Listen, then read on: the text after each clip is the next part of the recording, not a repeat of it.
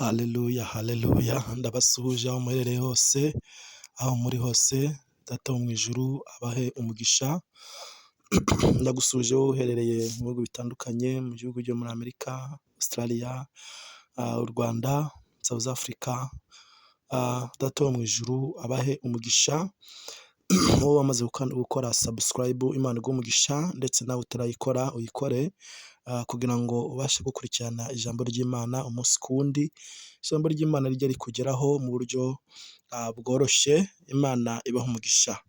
Haleluya, haleluya, igitondo cyiza ku muryango wawe, igitondo cyiza mu bana bawe, igitondo cyiza muri famiye yawe, igitondo cyiza mu kazi, mbifurije weekend nziza, umugisha w'Imana ube ku buzima bwanyu. Haleluya. Hari ijambo Imana yaduteguriye, hari ijambo Imana iduhaye muri iki gitondo kugira ngo turigenderemo, turyishimiremo, twumve kugira neza kw'Imana.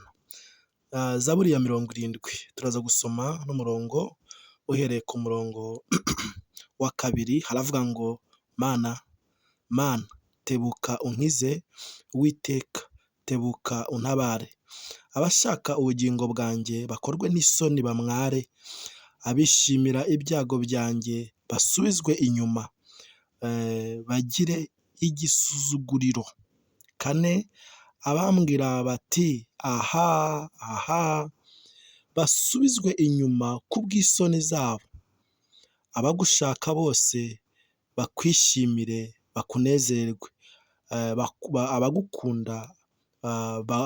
abakunda agakiza kawe bajye bavuga bati Imana ihimbazwe.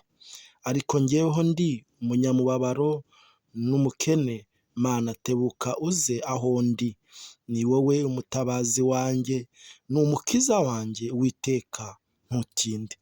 Iyi ni zaburi ya Dawidi. Dawidi yari ari mu bibazo, Dawidi yari afite intambara nyinshi, Dawidi yari umuntu Imana yavuzeho ko azaba umwami, ariko ahura n'intambara. Dawidi yari umuhungu mwiza, yari umuhungu uvukana n'abandi, ariko Imana iramutoranya. Haleluya. Reka nkubwire, iyo Imana izagukoresha, iyo Imana izakugeza kure, hari ibintu byinshi ucamo, hari intambara urwana. Dawidi yarwanye intambara nyinshi, yarwanye n'idubu, aba mu ishyamba aragira intama. Haleluya. Yari kuzavamo umushumba, yari kuzavamo umuntu ukomeye, ariko Imana ibanza iramutegura. Imana ishimwe, Imana iri kugutegura mu buzima bwawe. Imana hari ibyo iri kubanza kwigiza inyuma.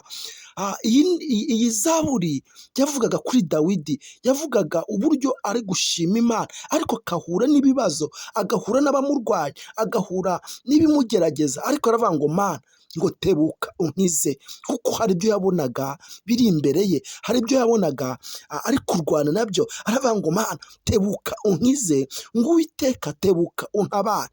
Urumva hari ibintu byinshi yari ariho arasana nabyo. Urumva ari mu ishyamba, yarwanaga n'idubu, akarwana n'ibisimba, kugira ngo hatagira ikintu na kimwe kimutwara intama yabaga ashumbye, yabaga aragiye. Imana ishimwe. Haleluya, haleluya. Aravuga ngo abashaka ubugingo bwanjye ngo bakorwe n'isoni bamware. Reka nkubwire, abashatse ubugingo bwawe ni benshi. Imana ishimwe. Mbese ibyagukura mu bugingo ni byinshi, ariko Imana, dushimiye Imana ko igikomeje kukurinda, dushimiye Imana ko igikomeje kurinda umuryango wawe, dushimiye Imana ko igikomeje kurinda abana bawe. Haleluya. Aravuga ngo abashaka ubugingo bwanjye bamware, ngo abishimira ibyago byanjye ngo basubizwe inyuma. Uzi ko hari abantu bishimira ibyo wahuye nabyo, uzi ko hari abantu bishimira ibyago wahuye nabyo, uzi ko hari abantu bavuga ngo reka turebe uburyo biragenda, reka turebe uramutabara, umva. Ariko hano haravuga ngo bamwe ngo baravuga ati ngo, ariko Dawidi aravuga ngo basubizwe inyuma bakorwe n'isoni. Mva nkubwire, abavuze ngo aha, ngo reka turebe uburyo biragenda, ngo aha, ngo reka turebe ko inzara itaramwica, aha reka turebe ko atarambara ubusa, aha reka turebe ko akazi batakamwirukanye, abo basubizwe inyuma. Umva niko Zaburi ya Dawidi ivuga ngo basubizwe inyuma, ngo bakorwe n'isoni. Yewe bazakorwa n'isoni, yewe bazakorwa n'isoni mama, bazakorwa n'isoni papa, bazakorwa n'isoni mama. Haleluya.